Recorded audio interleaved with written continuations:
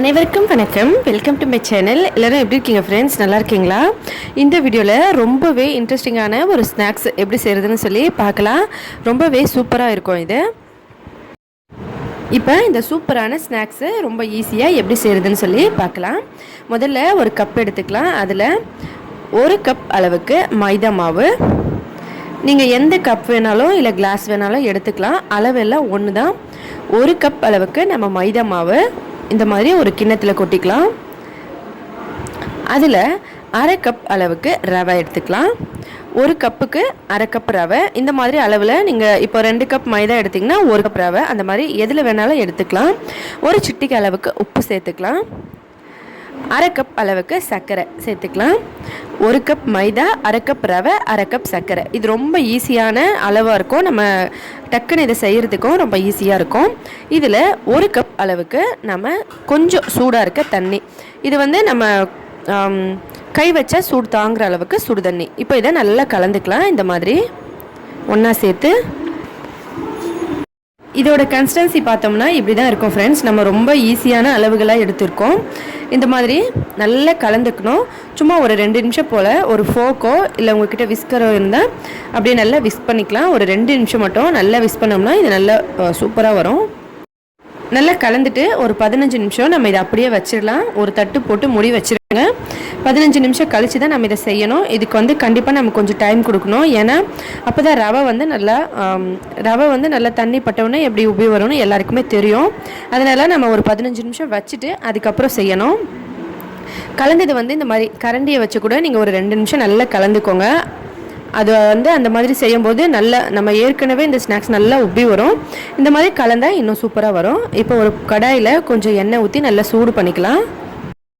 இதை எப்படி செய்கிறதுன்னு சொல்லி பார்க்குறதுக்கு முன்னாடி நம்மளோட இந்த சேனல் நீங்கள் இப்போ தான் ஃபஸ்ட் டைம் பார்க்குறீங்கன்னா ப்ளீஸ் ஃப்ரெண்ட்ஸ் மறக்காமல் சப்ஸ்கிரைப் பண்ணிக்கோங்க. அதோட பக்கத்தில் இருக்க பெல் பட்டனையும் ப்ரெஸ் பண்ணிக்கோங்க. இதனால் புதுசாக எப்போ வீடியோஸ் அப்லோட் பண்ணாலும் உடனே உங்களுக்கு ஒரு நோட்டிஃபிகேஷன் வந்துடும். நம்மளோட எல்லா வீடியோஸும் நீங்கள் மிஸ் பண்ணாமல் பார்க்கலாம். இதே போல் இன்னும் டிஃப்ரெண்ட்டான புதுவிதமான நிறைய வீடியோஸ் எல்லாம் பார்க்கணுன்னா மறக்காமல் ப்ளீஸ் நம்ம சேனலை சப்ஸ்கிரைப் பண்ணிக்கோங்க.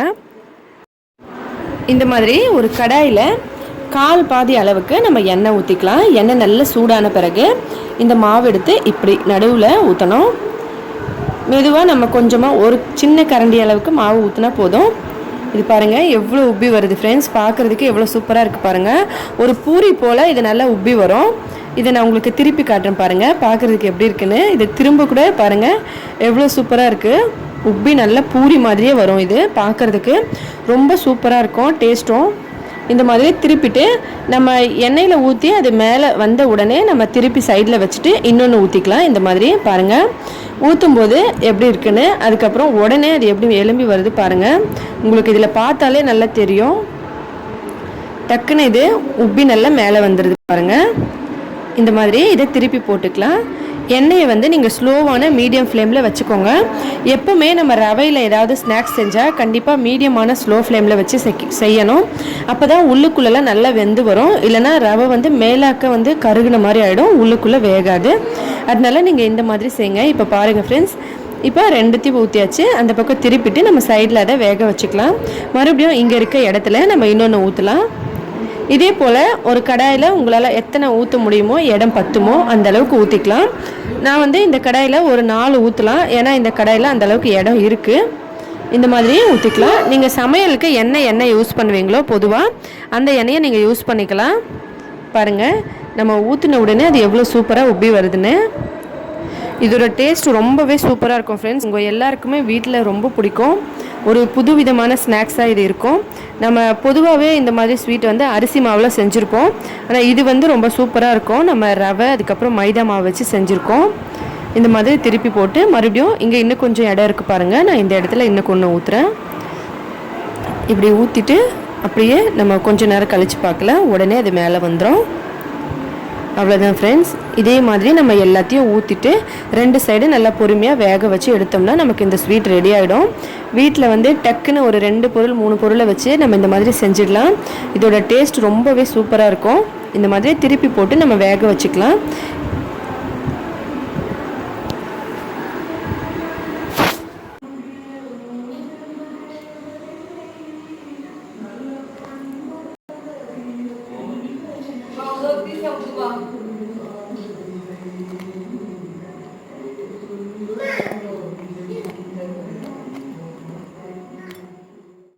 நம்ம முதல்ல ஊற்றின ஸ்வீட் பாருங்கள் ரெடி ஆகிடுச்சு. இதை நம்ம எடுத்துடலாம். அதே போல் அதையும் திருப்பி போட்டு நம்ம இடம் காலியாக ஊற்றி இதை செஞ்சுக்கலாம்.